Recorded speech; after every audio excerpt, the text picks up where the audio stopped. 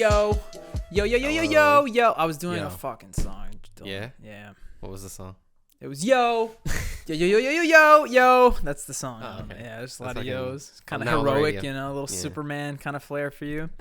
It's up to the Joystick show. You never know what you're gonna Yeah. fucking get here in the basement, bro. But Blindsided. you know that Bobby and Dylan are gonna be here. At least. That's a for sure. Yeah. At least. We don't got Jerry, we don't got Joey, but we went a really fucking long Yeah. time without. We've been spoiling our fans. a little Absolutely, bit yeah. with- I mean, with the people that should be on the show. yeah, right. The people who make up Yeah. the members of this Yeah. YouTube channel. Yes. We've been blessing you guys with their presence. Before we get into anything, let's just get the shit out of the way. Yeah. Not the shit, the important shit. Yeah. I should follow it with that. Mhm. It'd really help us if you could like this episode of the Joystick Show. It'd help us if you could subscribe to Team Joystick. That's the big. You go ahead and do that. Yeah. And Very important. And we're gonna get you engaged in a conversation. Something we're gonna be talking about in a bit is about some movies that are our guilty pleasures. Like movies that are kind of bad, but we love. Yeah. So, is there a guilty pleasure movie that you like? Yeah. Because I know a couple that I do, but we'll get into fine. that much later. Now that Yeah. we've got the mumbo jumbo out of the way, Yeah. it's just me and Dill today. We're having a good time. Last episode, lounging. we got fucked up. Yeah, I feel like we need a little break. Like I feel like this is like the Hangover episode. Even though it's been like a week. Yeah. It's been at least a week. We in people's minds, the last time they saw us, We were destroyed. Yeah. especially you, Bobby. Oh yeah, that especially was hard. you. People were worried about you. But can I say, in comparison to Jerry, I Yeah. think I did pretty good. Yeah, he let all of us down a little bit. A little bit, right? little bit. I even hyped his fucking ass up that whole I episode. was like, oh, he's Dominican. He's got this handle that was like, that's why we don't stereotype. Nah, Jerry's usually the one that like handles it. It was always Jerry and Jose. It was always Yeah. those two, and then you eventually joined the fray. with Yeah, I was always like a lightweight, but I could still like not vomit or Yeah. die at a party. And then I've always just kind of been like, nah, me and alcohol don't mix. Yeah. No, it's not a match made in heaven. From what So- I've come to learn about myself in alcohol, it's like if I'm not mixing, I'm fine. But the Yeah. second I mix, I'm having the worst time of my life.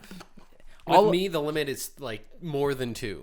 All of my I have bad one or two different experiences things. with alcohol are because I mixed, and not just like I severely fucked up and I had like Jello shots with whiskey and this, and I was like, your stomach had no idea. exactly, What was going on. yeah, it was just dunzo. So most of those are my fault for sure, but as I've stated before, I much prefer to wake up not in pain. Yeah.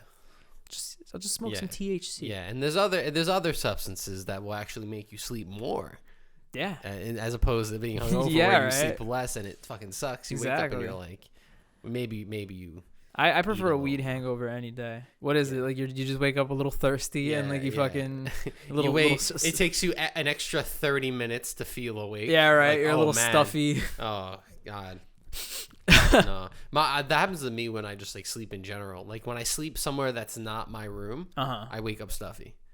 I don't know if it's just like I'm not used to it. It's like a different Interesting. temperature. Like it might be like humidity change or something Like whenever I'm that. at a hotel, I sleep over someone's house, I wake up and I'm all messed up. Yeah, no, that's weird. Because 2 weeks ago, Betta stood over and she woke up super stuffy.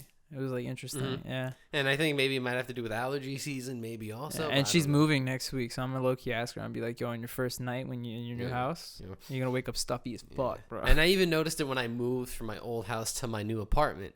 In fact, I bought a humidifier because I thought that was the problem. Yeah. But I just had to get used to the fact that my room was hot. Yeah. No, I mean seriously, I've went fucking 25 years without using a humidifier, and then I needed one because like over the winter, well, first of all, I think I've mentioned it, or if I haven't, the heat in my house is fucked up. Yeah. So all of the heat in the house goes directly to my room. It goes upstairs, but it pools in my room. Yeah, I've noticed that. Yeah, so there's been many times where we're hanging out in like the dead of winter, and my room is like 80 degrees. Like And we're Bobby all just has sweating. his AC on. My Yeah. AC's on 365.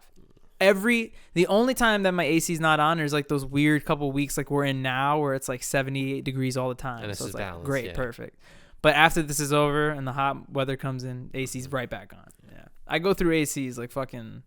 Like toasters, bro. I get one like every 3 years. Yeah, I mean the toasters are unanimous known for being shitty. But Yeah, for sure. Yeah. Unless you get one of those, those combo Why are we talking about appliances?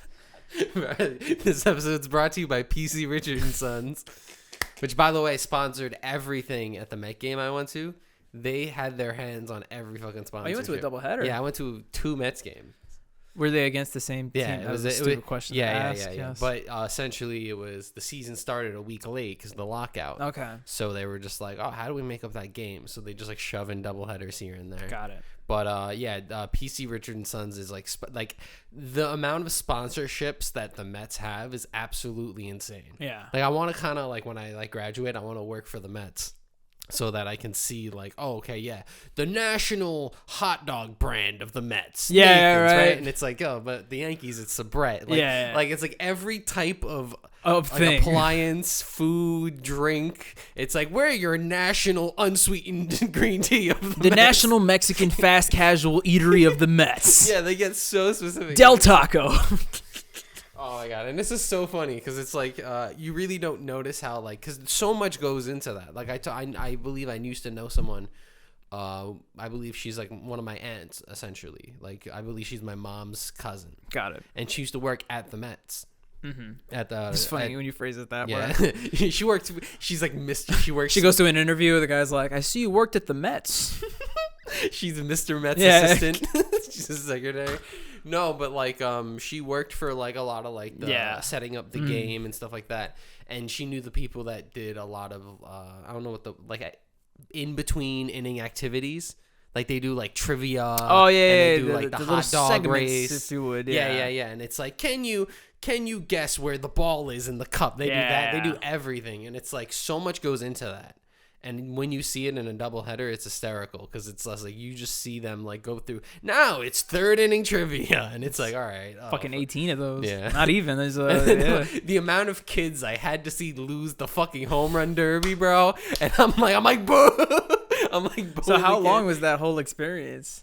Like 6 hours. Oof. Maybe a bit less because the games were actually really quick. Because the second game, everyone was mad fucking tired. So of the course. The game was like 2 hours and 20 minutes, which for a baseball game, that's really short. Okay.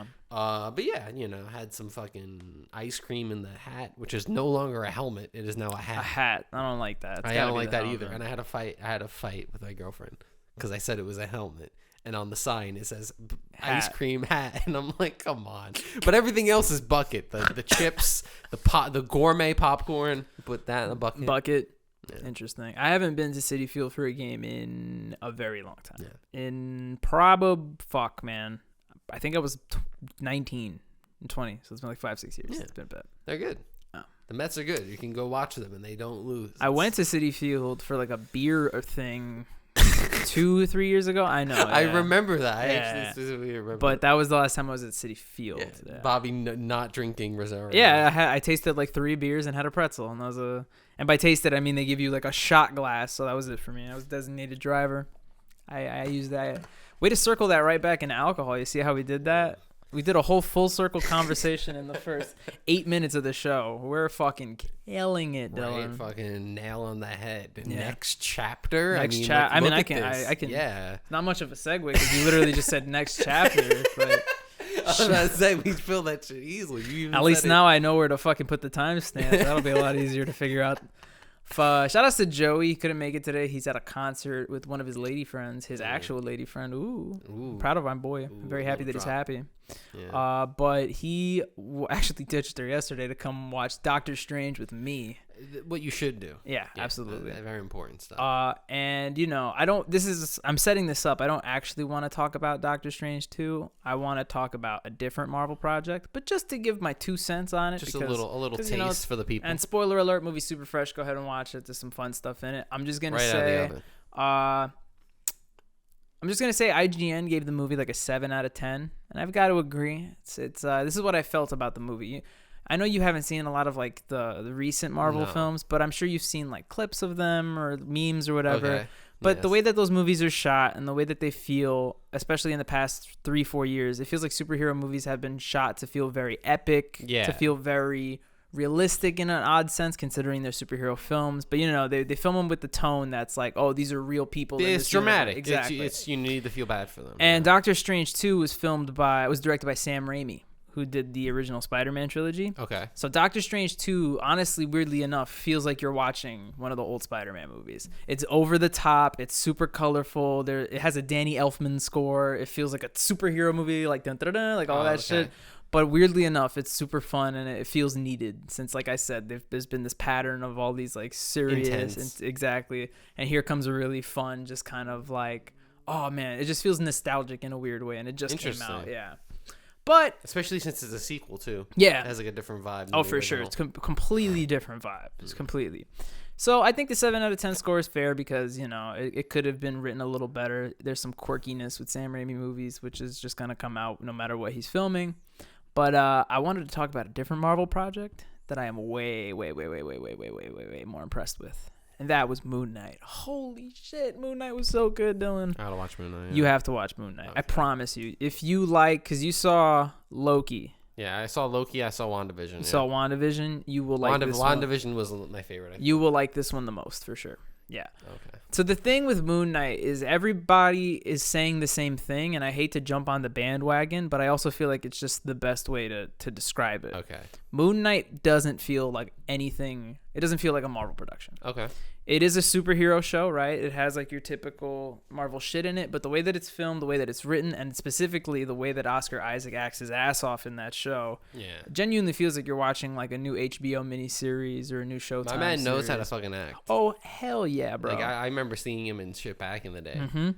And, you know, not to spoil too much, but the character of Moon Knight and the show itself, they're both centered around the idea of like the character has multiple personalities and stuff like that. So to add to that further, it's like you're not just watching Oscar Isaac act his ass off. You're watching you're watching Oscar Isaac like literally act his ass off as completely different versions of himself. Yeah. So it's like you're not just watching him play one character. He's playing a bunch of fucking different characters. Many different. So it's very interesting. It's super well done. Ethan Hawke's great in it. Moon Knight gets like a fat 9 out of 10 for me. And another thing I thought was really interesting is Moon Knight has to be one of the most comic book inaccurate productions that Marvel's ever made. Like a lot of the stuff that they put into the show is not from the comic. They just decided they just came up with it? Yeah. Well, you know, it was written for the MCU for the show to fit better, and I loved everything. Like I had no problem with it, which is kind of weird because usually I'm on the opposite side of that, and I like when things are comic accurate. But I just love what they did with it. Like, you know, he doesn't have powers in the comics, but in this one he kind of does. And the multiple personalities thing is more of like not a joke in the comics, but it's definitely not taken seriously. It's not taken in the same light. It's not taken in that whole mental health perspective. So it's just super well done. Yeah. Fucking big 2 thumbs up. Maybe a 9.5 out of 10. 3 thumbs up. I don't know where that other thumb came from. Yeah. My third arm. Yeah. So you definitely have to check that out. 6 episodes, Disney Plus. And watch it so we can talk about it. That'd be really fun. Yeah. Mm-hmm. Very nice. Have you? I know you haven't been watching Moon Knight, but I know you've been watching. Yeah. So I've been watching stuff that I can put on in the background while I work on schoolwork. That's like the classic. Yeah. Yeah. The iconic way of receiving entertainment and information. But, besides watching this show. Yeah. But I started off. I was watching like Whitest Kids You Know and like sketch comedy in the background, but I was like, I can't like watch it, you know. So I found a lot of one of my favorite recent YouTubers, Wendigoon, makes Iceberg videos. Okay. Which is essentially you start off on the first level and it's obvious information about whatever topic, and as you go deeper down, it gets more and more obscure. That's like the whole concept of the iceberg. Yeah. There's an iceberg about every single topic ever now. Yeah. There's I want to say there are 100,000 different ones. For reference, the other day there was a super mega iceberg, and it's mainly like jokes and stuff like that. But it's the fact that they have an iceberg. An iceberg. So there are some that are just like way too ridiculous. This is one guy. His name's actually Dylan. He does ones that are like. It was like internet personalities, and it was literally a 6-hour video. I can imagine. And it was part 4. So I'm like, I don't even want to know. You don't want to jump I don't even want to look at that. What was I going to say? You know what I'd be interested to see? If they have an Achievement Hunter iceberg video. They probably do. They probably, or at least like the graphic is made. I don't know if they'll made a video on it. Maybe that's our... Maybe that's where we got to That's where we jump in and be like, Okay, layer 3. Dick cheese. Fish. No, what is it? Bum cheese? It was bum cheese. Yeah. The layer 3, bum cheese. GG. But yeah, there's icebergs about everything. There was one that was the crucifixion of Jesus iceberg. Okay.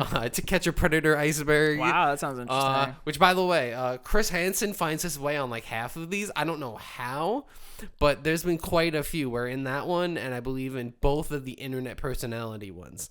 Chris Hansen's in the video. Okay. And I'm like, Chris, he's connected, bro. Yeah. He just ends up in the video because he researched the YouTuber Onision. Okay.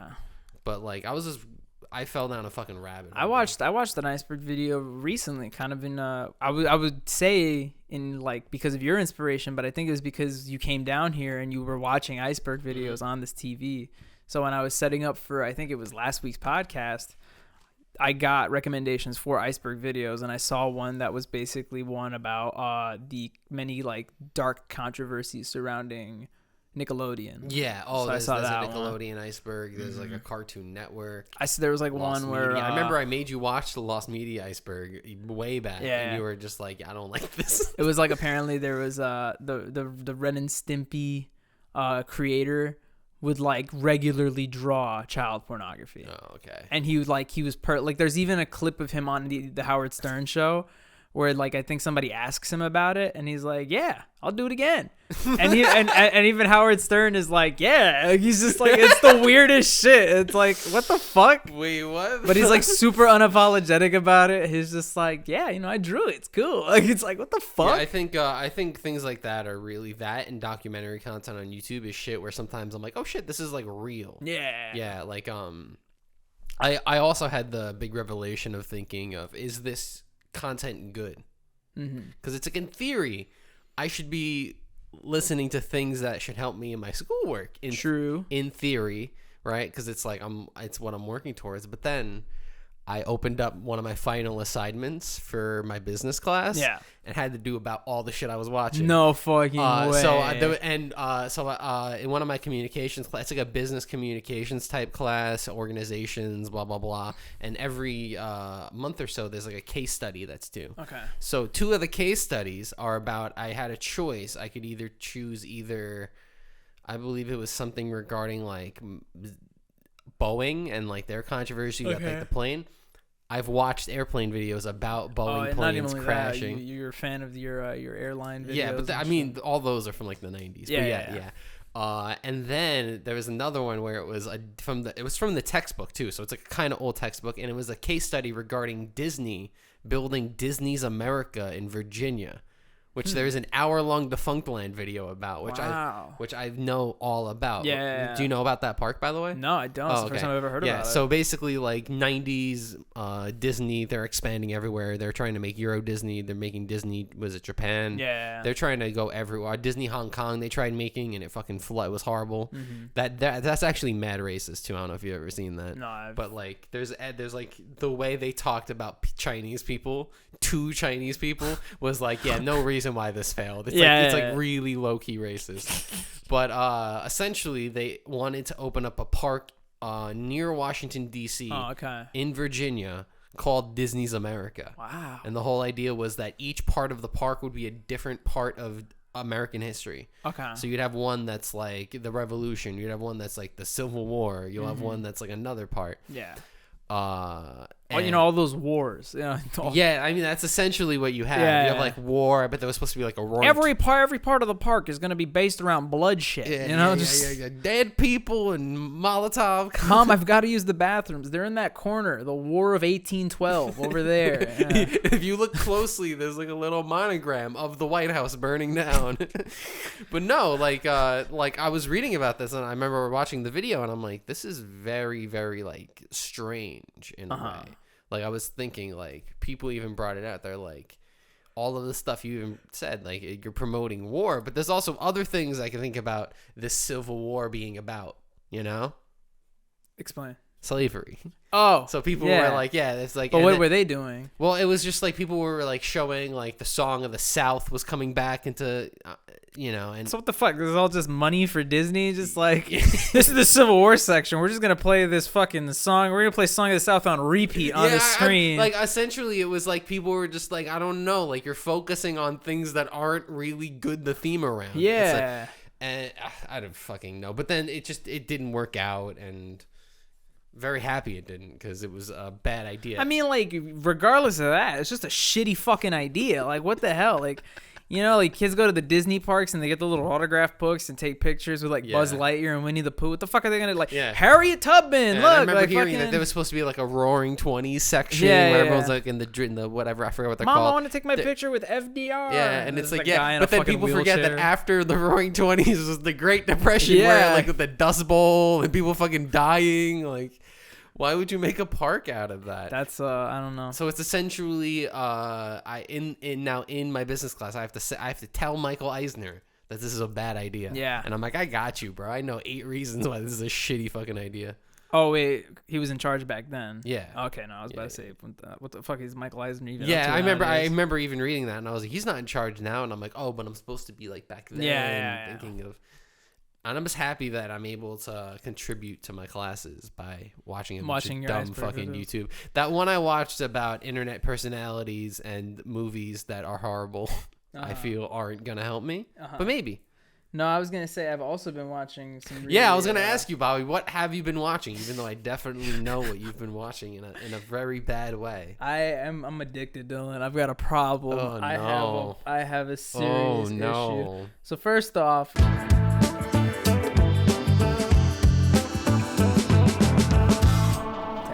difficulties. We just lost like a good 10 minutes of the show, but that happens every 5 episodes. We just watched some cringe humor stuff, you know. Man, I'm really upset about that one. Yeah, I'm very sad that we lost that. Can we watch Cumhawk one more time? Yeah, can we watch any of them again? Yeah, bro? You know what? We're gonna give this one more try. Can we just relive it? Yeah. Wait, where did it cut off? Did it just cut off right before we? It cut off right before we started the segment. It wasn't even a segment. It was just us talking about some Instagram videos we've been obsessed with lately. Okay. But you do it. Just preface while I'm looking. Okay. Yes. Let's do it again. So, Bobby has been watching a lot of horrible shit lately. And by horrible shit, we mean cringe humor, cringe talk, cringe reels. Yes. Yeah. So this established early on with cringe talks, which was essentially TikTok people that they should not have a smartphone. Now they have access to the internet. And to further that, I realized we didn't actually mention this. So this is good. This is good that we're doing a take 2, right? Yeah. One of the first times we were kind of introduced to this was on Tom Segura's podcast, Your Mom's House. Yeah, and Christina. Specifically her, would have a TikTok where she would just get people who were either special or they just did not know how to like sync up their audio while singing. Or they're just weird people who are looking for people to have sex with. And also we saw TikTok and other things just evolve into like this person just does this, like they fart into the camera for 800 TikToks, you know. And we found a bunch of basically aggregate pages on Instagram that specialize in this in this sweet nectar. Are the worst. Yeah. So to give you some perspective, one of my personal favorites is this guy who's a legend in the cringe community. They call him the Cumhawk. Oh, hold on, wait. I'm gonna reset it so you can hear it with the music. Ready? Oh yeah. Just watch the hand movement. Ready, and then, ooh, oh yeah, there it is. It's just how it looks like he's smiling, right? Yeah. And then no. So that guy's a legend. He's in every single cringe like Instagram page I've seen. Let's see what this guy's cooking up. When you think you're on mute, Oh, I see. So what the fuck? So okay. Can we scroll back up to fucking the B guy? The B guy, isn't that one? The B guy. Yeah, it's a classic. This one I saw like a couple of weeks ago. It's probably just a fly. I don't know how a bee would have gotten in the car. I thought this was Uber. This guy works like a 6-figure job. Yeah, right. I feel like it's so much funnier when they're old too, because it's just like fucking.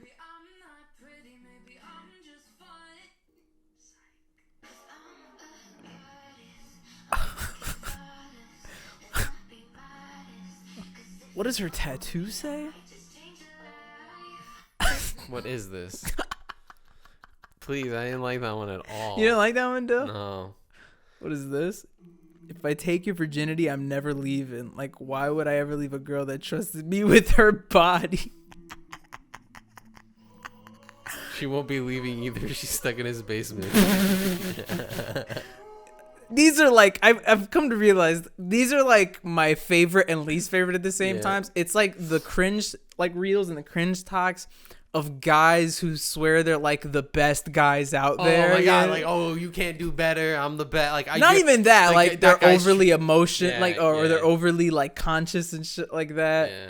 I would never overstep my boundaries unless I knew that I was supporting you. Or whatever. Fuck, you know which one I love? Go back up. Go back up to the beginning on here. Go back up here. Yeah. We watched we're not rewatching the one with the fucking the milk shot. Oh yeah, no. You put Two Daddies on. The Two Daddies? Was this the Two Daddies? Oh, here are the Two Daddies. Yeah. There's a lot of these, bro. Oh, I just remembered a really cringy one. The double grab, the double grip. Oh, there it is. What are they grabbing? Ugh, what is this?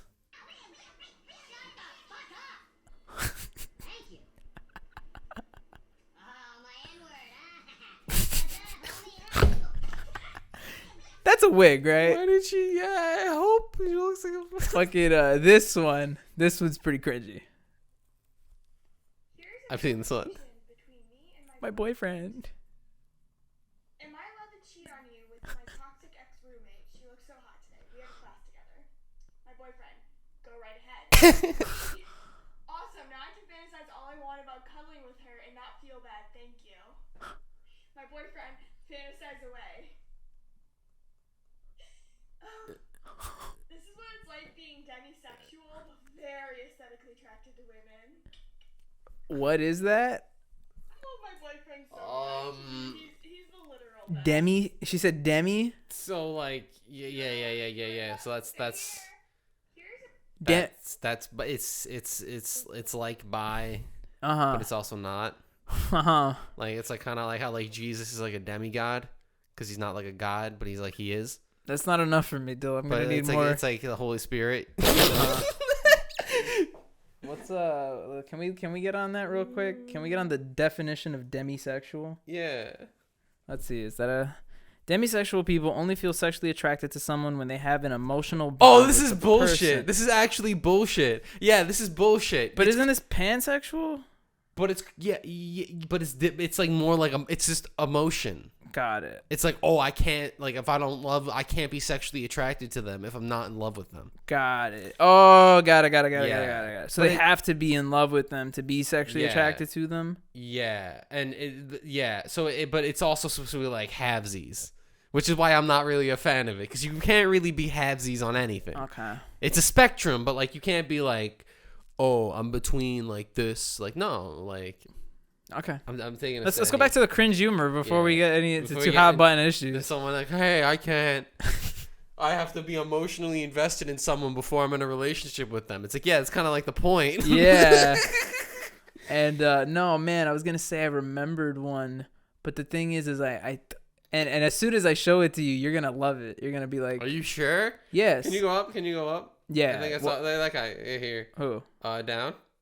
On the right. This guy? No more. This guy. Down. Uh-huh. Down. Uh-huh. Down. Uh-huh. Him. Yeah. This. Yeah.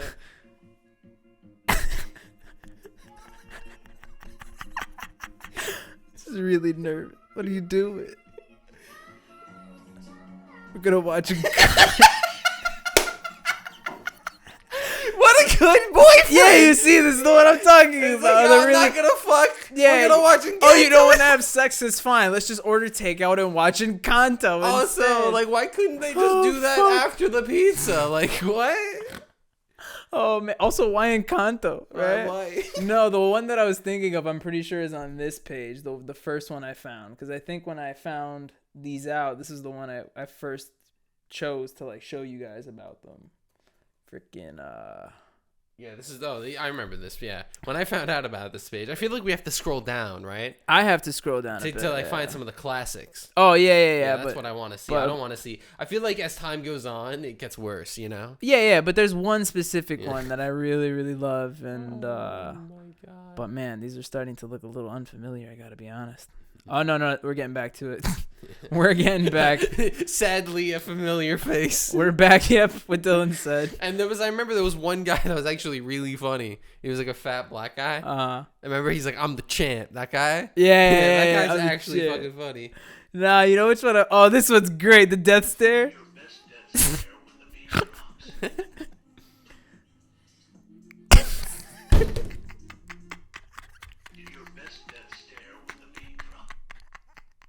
No, man, you know what I'm looking for, Dill?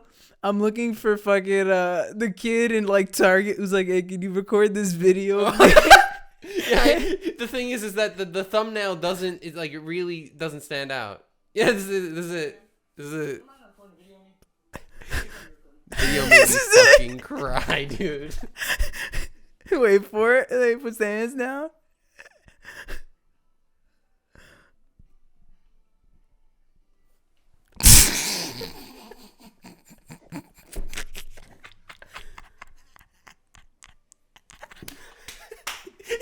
Another second of it. It's just the silence of that whole thing, bro. Oh, dude. There's always music. Bro, that's about to be like my new fucking follower alert on Twitch, bro. I swear. Just that quiet fucking kid. Dude, fucking. Oh, and last but not least, to cap off a great little review of some cringe humor. I save like I said, I make like very weird Instagram reels my Twitch alerts now, just because I find them really funny, and I even save ones that have potential. So I saw this one the other day, and I'm like, bro, tell me not this would be a great follower alert.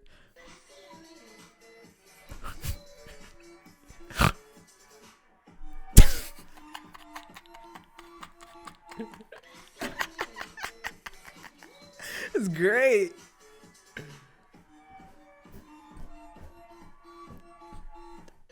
He's got moves, man. He's got fucking moves. It's horrible, dude. All right. I can't wait to see that on my Twitch. On your Twitch, and make sure people don't follow. Right now it's Dancing Lester from like from a weird meme Jose sent me a very long time ago. So to go check out some cringe humor. Shout outs to Cringy with a Q. Shout outs to Cringe Loon, L Cringe. All great pages. You can go binge watch. Go cringe watch. Yeah. Go follow Mr. Joystick on Instagram, which then Bobby will then DM you. What? Actually do that. Yeah. If you follow us, I will DM you a personalized cringe. You will get a cringe talk, not of your choosing, but you will hate it. Oh, absolutely. That's the whole point. Yeah. You will absolutely, nothing but what you want from us. You will absolutely not like it. Yeah. I can promise you that. Also, I saw you were doing Sporkle quizzes. Yeah. On your my streams. stream, yeah. It's a vibe. I like that because I was actually doing geography Sporkle quizzes. That was sick. So it made me have some thoughts. Some thoughts. Yo, I should low key. I should see what the fucking hurdle's looking like nowadays. Yeah, because I remember I was doing every day. I was doing the Wordle and I was doing the Worldle. Worldle. Yeah, I haven't done hurdle in a bit. I haven't done any of What is this? It's like a disco song. Music sounds better with you. Is that it? Yeah. Like that shit, baby. Impressive. All right, let's do the Wordle. The world. Oh, that's your territory, bro. Well, that's the thing. You show off. Now I have to not show off. You know. Nah, you have to actually show off. This is your territory. I don't think it's Worldle.com. No, I think I literally Google world Wordle and it comes up. World Wordle? Yeah, that's what I Google. All right. Yeah, see, it popped up. Oh, there it is. Worldle. What are we looking at? Cyprus.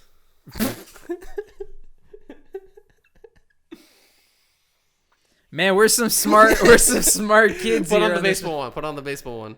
Oh, fucking calm down, Dylan. Yeah, we get it. All right. Put on the baseball right now, bro. Baseball Wordle. I guess you could call it that. Yeah. Wardle. Yeah, Wardle. This one's hard, bro.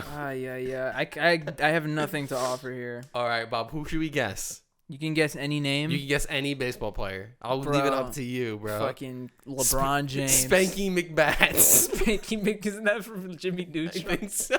Fucking. I'm gonna. Chester McBad. Chester McBad. No, I'm gonna go with. Let's go with. You can just type it will like autofill. So if you see someone's name you like, you can also. Yeah. See. Let's fucking. Let's go with David Wright. He's not on here. You kidding me? Are these people playing now? Oh, okay. I see. I'm sorry. So you could look around, you know. It's Jacob deGrom. Okay, there you go. That was a really good guess, actually. Look at that. Yeah. So Same age. So it's a 33-year-old starting pitcher that throws with his right. But he bats right. Yes. Got it. And he's what is the yellow on so the the yellow NL? means that you either got the NL part. You got either. Got it. So who's a 33-year-old pitcher from the ooh, this is difficult. Got nothing here. Fucking. Yo, I think there's a movie Wordle. Okay, yeah. Oh, probably. Type in Miles Mikolas. Yeah. What the? Let's go, baby! Oh, I love it, bro. Bobby, what the fuck, dude? So I saw that it was a 33-year-old pitcher. You know these motherfuckers by age, dude? Like, what the hell is wrong with you? I love that, bro. Where did you go to fucking high school while you're at it? Like, Jesus. I don't even fucking know, bro. That's insane, Dylan. I wish I did this one. I've never. I mean, I would love to get one though. You know. What does he play for? What is that? Steelers? Cardinals. Steelers. Steelers. The St. Louis Steelers. The St. Louis Steelers. Yeah, that baseball team. There might be a movie one, right? I'm sure. I don't even. How would that even work? Movie Wordle? A Wordle game with movie name? Ah, that's stupid. That's just Wordle. What is this? Moviedia? What the Moviedle? What are these names? It's horrible. Oh, look at this. Framed lets you play Wordle with shots of your favorite. Let's look that up. Ooh, maybe. Framed Wordle. The daily movie guessing game. Oh, shit. I don't know. Oh, this is fucking... Do you get hints? No, right? I'm assuming if I submit one, they're going to give me another frame. Oh, okay. This gives me, like, Kong, Godzilla, kind of modern... Yeah, but I don't know if that's like... But I saw that movie, and I don't necessarily remember this frame, but I'll put it in just for... It's also a volcano. I'll put it in just for safe measure. Okay. What am I looking at? Who is that? That's a man. That is a man. What the fuck is this? This is hard, bro. I don't know if I like this one. Who is that? It looks like Ricky Gervais from this angle, but I don't think it's that. I don't think it's Godzilla. What am I looking at? I think it is one of those movies. I don't... Because there's like 5... Well, there's King of Monsters, right? I'll go through all of them, Dylan. I don't care until they show me like a Transformer. Yeah, you see? That's what I'm saying. It had to be one of them. You knew it. Damn. Yeah. I've never seen those movies, but I knew it's one of them. I was like, yeah. This is my new thing. Yeah, this is good shit. See me in an hour and 13 minutes when the new one refreshes. I'm really good with frames too. I used to do Sporkle quizzes while we're still on the topic where it would be like the very first opening frame of a movie, and I'd be able to remember like every single one. I love that shit. I don't think I'd be able to do that.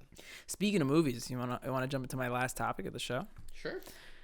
I've been watching some movies lately. I've actually been watching a lot of movies lately. I realized that as a filmmaker, as someone who loves movies a lot, it's something that I haven't really been doing. It's just something I haven't done in a long time. Yeah. Like I haven't put that much effort into watching new movies or even just watching movies I like. Like a lot of my shit has just been YouTube. If I'm not making a YouTube video, I'm watching a YouTube video. If I'm not streaming, I'm watching a Twitch stream. And I'm kind of trying to get out of that. I'm trying to get more into the habit of like working on content when I'm working on content and not as absorbing too much of the same shit. Yeah, so, that like, makes sense. I'm trying to stream without watching as many Twitch streams, and I'm trying to make YouTube videos without watching too many YouTube videos. So in that gap, I'm watching a lot more shows and I'm watching a lot more movies. Yeah. Started watching a lot of like movies that I love personally, but have come to realize are not loved by a lot of other people necessarily. Interesting. So it kind of got me into like this, and at the same time, I've been watching a lot of movies that don't really give off the idea that they're going to be anything special, and then you watch them and you're like, oh, that's a good movie in disguise type of thing. And then sure enough, I feel like I just have this natural gift. I'm not even trying to sound like a braggadocious guy, but like I oddly enough, like whenever I see a movie, I can like to about 5 numbers off, I can guess what its score is going to be like on Rotten Tomatoes. Whoa. Pretty braggadocious. Pretty braggadocious, right? Pretty Sorry to lay that on you, but I think it's more so heavy. that I have an understanding of how critics think. Yeah. Like I know what a critic when your average critic watches a movie, I have an idea of what they're gonna like and what they're not gonna like because I'm programmed to think that way too. It's just I'm a little more loose with it. I see the fun side of things, and I'm not afraid to admit when a movie's fun and doesn't have to be. Yeah, it amazing. doesn't have to hold up to anything. So I wanted to get to talking about some guilty pleasure movies and some movies that you watch and find out that are actually really good than what they perceive to be. So, I mean, I could start because I have ones to go already, but would you have one that you could jump right off the bat? It just gives me like how back in the comedy podcast I said I liked Rob Schneider movies. Yeah. Because nothing with Rob Schneider in it I feel gets a good rating. Things I could think of. I think Basketball has a pretty bad rating. I've never seen it. I know how you feel about that. It's movie. I mean it's the South Park guys, and I feel like it hasn't really aged well. It's like a spoof kind of raunchy comedy from 1997 I think or 98, so it really has not held up well. Speaking of raunchy comedies, I recently rewatched Waiting. Okay. Still love it. Wait, can you pull up a movie real quick on like a score? Yeah. Can you pull up The Replacements score? Is that the one with George Clooney? It is. Keanu Reeves is a quarterback. Okay, no, that's not the one. Oh, I'm thinking of Leatherheads. That's what I'm thinking of. 41% Okay, audience that's score. That's not a horrible score. The audience likes it more than the critics. Yeah. But that movie's very good. I don't know why I'm thinking of sports movies, but probably doesn't. No, but I mean, you probably like sports movies more than. But I'm trying to think. Of for me, another one that's big is Employee of the Month with Dane Cook and Jessica Simpson. I like that movie. You peel back the layers and realize that movie is about very little, but it's a fun movie. I like it more than Good Luck Chuck for sure. I never saw Good Luck Chuck, and I never expected to like it. It's better. It is? No, I mean Employee of the Month is Oh, better yeah. than No. I never expected Good Luck Chuck to be better than Employee of the Month. Yeah. For sure not. I can't see Dane Cook doing like anything on like TBS late at night or like Comedy Central. I feel like would fit the bill. You know what I mean? Yeah. Like Office Space. Yeah. Well, that's not a bad movie. No, that gets good review. I think. No, yeah, it is. But that's kind of stemming into the whole idea of like I feel like it's mainly comedy movies. Like I feel like people have a bad, just like a poor. I don't know what the word is. Like they see a comedy movie, they see a trailer for a comedy movie, and they're like, it's just gonna be super bad. It's gonna be knocked up or whatever, and they don't really like watch it. But I feel like there's some comedy movies that you'll sit down and you'll watch it, and by the end of it, you're like, oh. I know one right off the bat that I don't know if it's has bad reviews, but I've seen We're the Millers a significant amount. Oh, that of movie's great. That movie's incredible. Yeah, and it probably has really high reviews. I've seen that movie so much. No, I might as well just leave Rotten Tomatoes. Yeah. Because it reminded me of like RV, but if it was good, you know what I mean? You remember RV? The one with Robin Williams. Yeah, it was Robin Williams and JoJo. Yep. There's another movie like that. You know what it is? They remade Vacation. Yeah, with Ed Helms. Ed Helms, yeah. That was weird. Those movies were good. I know they're old, but Chevy Chase. So We're the Middle is 49%, but the audience score gave it a 72. Of course, audience always do. Comes no regrets, bro. No. Fucking, what do you think Game Night has? I feel like Game Night had pretty high reviews. I remember that movie being pretty funny. I've also like. Yeah, look at that. You see? Yeah. Oh shit. That's another movie that you would see it from the outside, and you would be like, "Oh, that's just a stupid, silly movie," and you watch it, and you're like, "Oh, this is a really good fucking movie." That's. Yeah. There's some really good cinematic practices in that movie too. That's what I'm talking about. Crazy. We should make a list of like movies that got like really good. The movie that we saw last week after last week's podcast, the Charlize Theron movie, Long Shot. I think that one has really good reviews too. Let's see. This one is Jesus, who fucking did a backflip upstairs. 81%, 74%. Damn. Yeah, that's what I'm saying. Shout out to the critics giving comedy movies good scores. That's what I'm saying. Like, there's some hidden gems out there. Even this movie that I saw that I was telling you about, Blockers, the one with John Cena and Ike Barinholtz, that movie has like a really high review too. Interesting. I don't know, maybe because they're like rated R too, and they're like raunchy. People are like, oh, they're gonna get bad reviews. But that's yeah, exactly. That's what it is. Like I feel like people don't give the time. 84. Look at the difference. Look at the difference. The audience gave it a 51%, and the critics, movie critics, went to see this movie and they were like, "Wow, this is a good movie." That's true. Because normally a movie like this, do you remember Spring Breakers? Yeah. Yeah. Look at that real quick. That I never movie watched sucked. it. Yeah, I heard That movie fucking sucked. Who was in that? This guy, right? Franco? Yeah, there it is. Yeah, James Franco. Selena Gomez is in that movie? Oh, that's a good score. God damn it. Wow. That's a good score. Who directed this? I don't know. I know who directed it. Not personally, but I know him. Jeff. yeah, it's Jack. Spring Breakers director. Oh no, never mind. Harmony Korine, who is that? Never heard of that in my life. Is it the guy in the middle? Is it the woman? I think it's the guy. Yeah, it is the guy. Damn, what else has he done? Nothing. Weird guy. Well, yeah, never mind. How did he get fucking Selena Gomez on that shit, That's bro? a great. How did he get fucking any of these people? Vanessa Hudgens and fucking James Franco. Oh, Rotten Tomatoes gave Doctor Strange a 76%. That's fair. That's fair. That's like a 7 out of 10. You see? 76. What did the audience give it? I could see them doing that. Like I said, it's a fun movie. You know, it's fun. But now I'm trying to think of like you said, movie. What did you say before earlier? You said movies with high scores. Yeah. Comedy movies with high scores. Yeah. I'm interested in this now. With high critics scores. Well, high ratings. Fuck it. But no, maybe modern comedy movies, because we already know that old comedy movies were goofy comedy movies with. I feel like you have to search up like movies you wouldn't expect. Yeah, or just put like goofy comedy movies with high ratings. Try that. I'm looking it up exactly as Dylan said it. No, that didn't give me much. It's the same. Let me do my version, right? Okay. Movies you wouldn't expect to have high ratings. 50 best movies. Good bad movies. Interesting. 21st century's 100 best movies that are overlooked.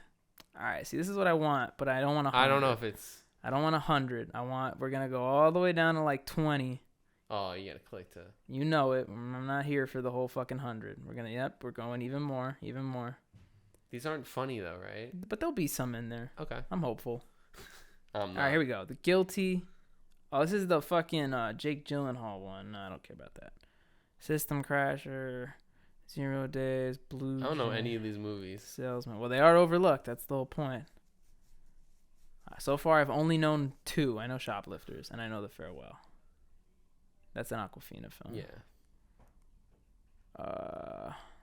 This looks familiar. Yeah, I feel like I watched a movie on that. I watched like a video. Oh, I want to watch this. Interesting that it's on this, actually. This is on Netflix. They just put this on Netflix, and I want to watch it. It's about him playing fucking Andy Kaufman and how attached he felt playing the character. Oh, I have one last thing I can talk about, Dylan. I've always wanted to watch this, too. This is by Taika Waititi. Yeah, this is like one of his first like big movies. And everybody who I talk to is always like, you have to watch that movie. Yeah, I'm going to watch this. I'm going to watch this like this weekend, actually. Also, this kid looks super familiar. He's a boy. It is a boy, yes. But I know him from something. I can hear his voice in my head. Hold on. What's his name? Julian Dennison. What are you in, dude? He's in Deadpool. That's what it is, yeah. Deadpool 2. I knew it. I'm amazing. He's a little New Zealandish voice. He's got a great stink face, bro. He's like, ooh. I mean, he plays like an angsty kid in that movie. Yeah. And no, I had one last thing I could talk about. It is a movie. It's not rated because it is a documentary that I saw. Oh shit! And it's about something that you and I feel greatly about: game shows. I watched the Sick Ass Price is Right documentary. Oh shit! Yeah, you should. So I want to give this a little recommendation for you to check out. I know that this episode's been mainly just stuff we've been watching, but you know, it's good to get back to it. We've been watching stuff. The name of the documentary is called The Perfect Bid. And it's honestly one of the coolest documentaries I've ever seen. I think I've watched this. It's like an hour and change. It's not very long. It's like an hour and 10 minutes, actually.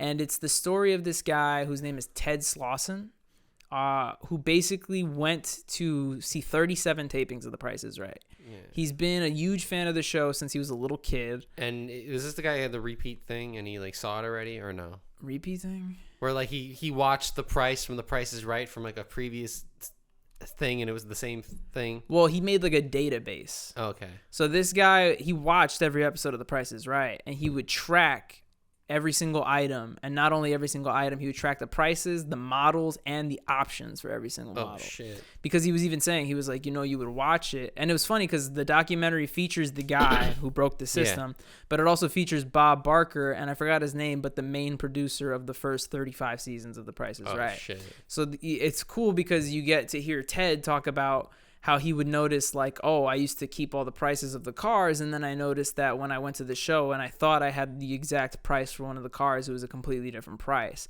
And then when I went back and watched the retaping, I realized it was because the producer or whoever added extra options, like this car comes with stereo or some shit like that. And then it jumps to the producer's interview, and he's all cheeky, and he's like, we did that to make different prices and stuff that. So it's cool because it's like, it's almost like it's back and forth. Exactly. Yeah. I feel like I may have watched this. I don't know. But the coolest part about the documentary, well, it starts with the uncoolest part, is that at his 23rd or 4th taping was finally when he got picked to be on The Price is Right.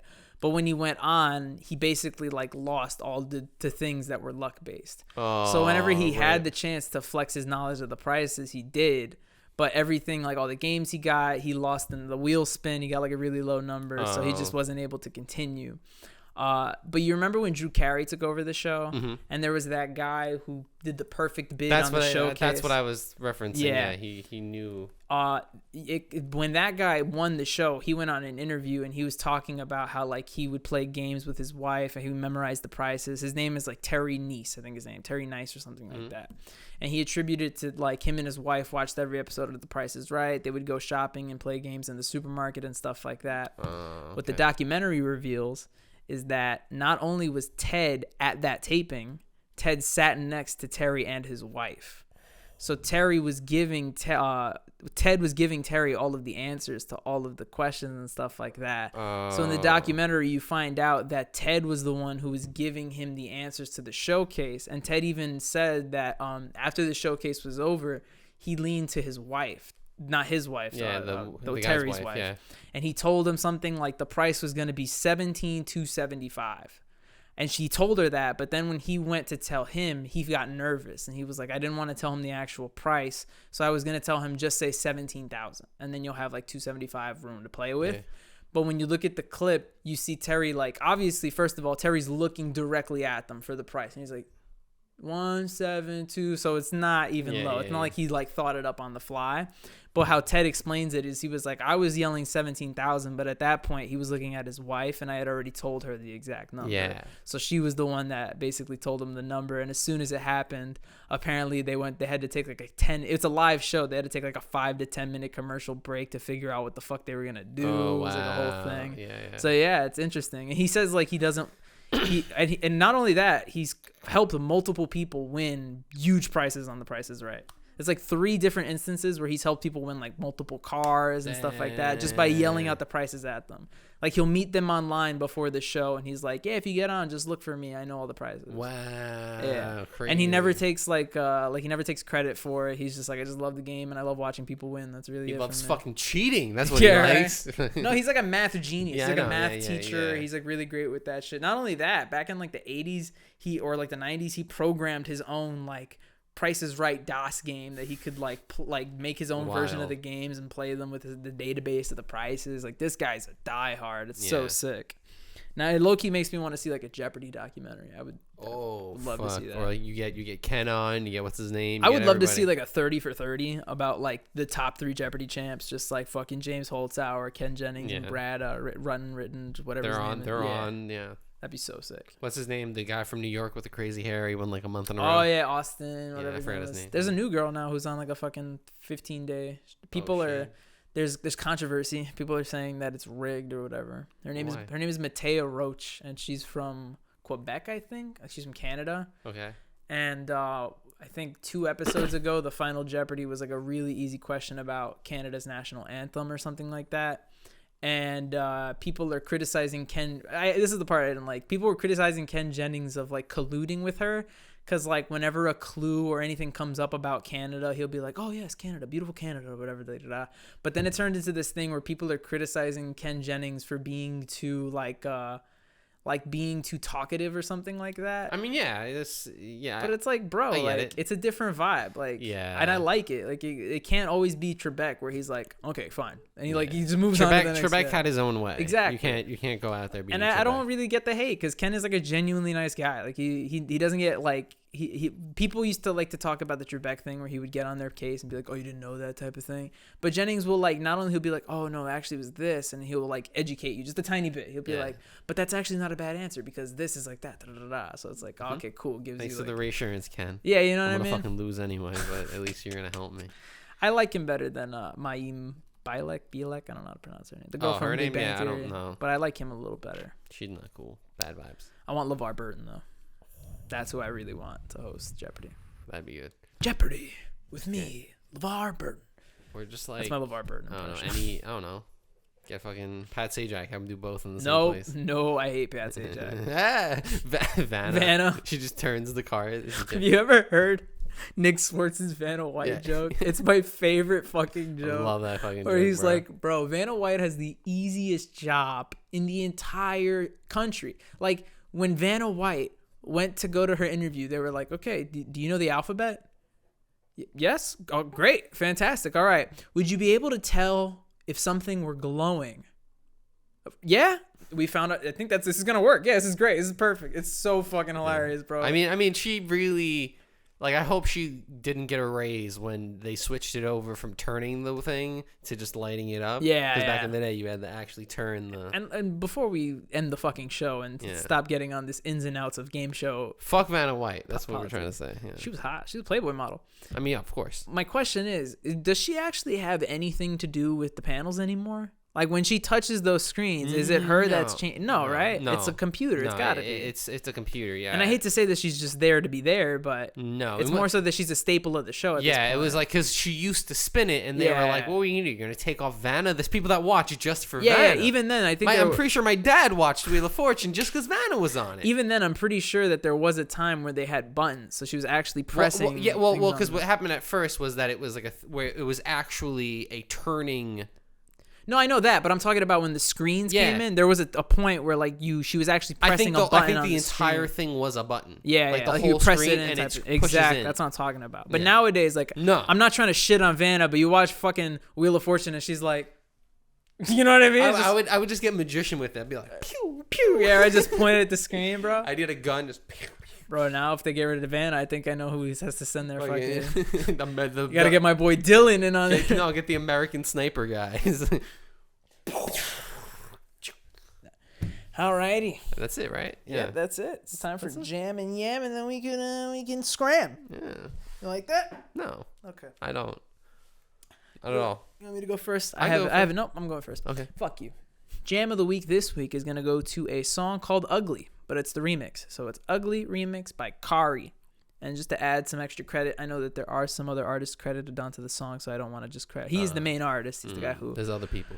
Yeah, but also shout-outs to Tom the Mailman and Aaron Taos, who are Those people sound familiar. I think I know Tom the Mailman. So yeah, very good song, super hype. Very nice. Yeah, So I'm gonna pick a fucking classic now.